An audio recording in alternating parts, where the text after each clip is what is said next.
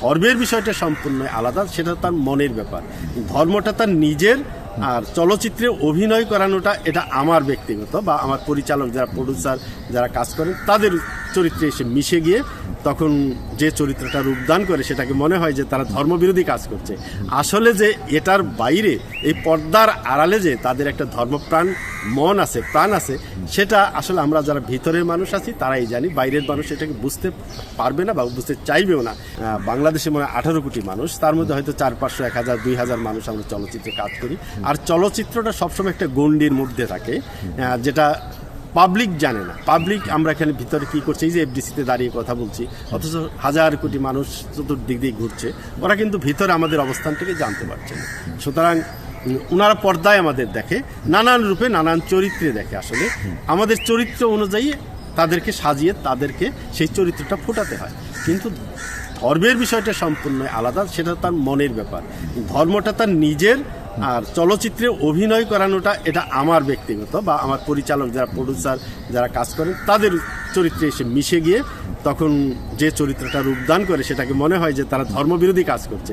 আসলে যে এটার বাইরে এই পর্দার আড়ালে যে তাদের একটা ধর্মপ্রাণ মন আছে, প্রাণ আছে, সেটা আসলে আমরা যারা ভিতরের মানুষ আছি তারাই জানি। বাইরের মানুষ এটাকে বুঝতে পারবে না বা বুঝতে চাইবেও না, কারণ তারা পর্দায় দেখে, তাদের হিংস্রতা দেখে, তাদের যে একটা অ্যাগ্রেসিভ ভাব সেটাকেই দেখে। কিন্তু তারা যে পর্দার বাইরেও একটা মানুষ, এটা তো আসলে বাইরের মানুষ জানে না। তবে আমরা জানি মানে চলচ্চিত্রের প্রত্যেকটা মানুষই পরহেজগার এবং ধর্মপরায়ণ মানুষ। তারা পর্দার বাইরে এসে ঠিকই তারা নামাজ, রোজা এবং ধর্মর যত সমস্ত কর্ম সবই তারা করে থাকে। ইফতারের আয়োজনটা কি থাকে ইয়েতে? আমাদের এখানে আসলে এটাও একটা ব্যাপার যে আমরা যখন ইফতারি করি, শুটিং শেষে যখন ইফতারি যাই, তো খুবই সুন্দর এবং খুবই একটা মনোমুগ্ধকর পরিবেশে আমরা সবাই মিলে ইফতারি, রোজা থাকুক আর না থাকুক, একসাথে সবাই আমরা ইফতারি করি। এবং সেটা বাহারি ইফতারি, একরকম ভালো মানের ইফতারি বলা চলে, যেটা আমরা একটু যারা স্টার তাদের জন্য একটু ভালো ভালো মানের খাবার আমরা দিয়ে থাকি, ফল মূল, জুস টুস, যা খুব সুন্দর একটা ইফতারি আয়োজন হয়ে থাকে এবং সবাই মিলে এনজয় করে আমরা ইফতারিটা করি। আচ্ছা ভাই, সর্বশেষ হচ্ছে যে এখনো বাংলা চলচ্চিত্র দেখে প্রচুর দর্শক, তাদের উদ্দেশ্যে যদি বলেন ক্যামেরায় থাকি। তো আসলে আমাদের বাংলা চলচ্চিত্রকে নিয়ে এখন আমরা যে অবস্থানে আছি, খুবই একটা দুর্বিষহ জীবন যন্ত্রণার মধ্যেই আমরা আছি।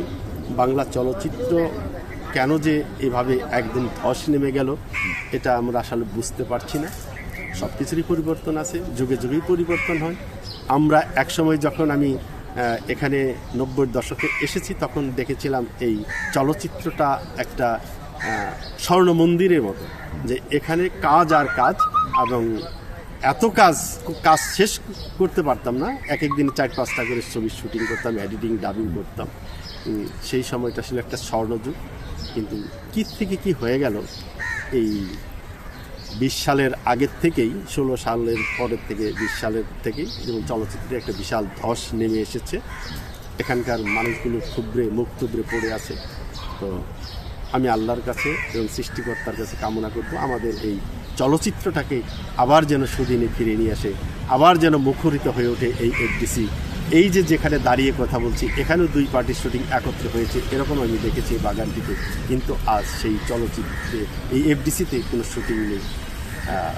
দেখে খুব কষ্ট হয়, আসতেও খুব কষ্ট হয়, তো মনে পড়ে।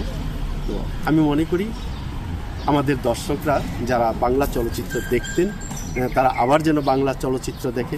বর্তমান যুগ উপযোগী ছবি যেন আমার পরিচালক ভাইরা নির্মাণ করে, এবং বাইরের ছবি নিশ্চয়ই আমাদের ছেলেরা, ইয়ং বয়সের ছেলেরা দেখে, সেই মানের ছবি যেন আবার তারা নির্মাণ করে। তাহলেই হয়তো একদিন আবার বাংলা চলচ্চিত্র ঘুরে দাঁড়াবে, এটাই আমার প্রত্যাশা।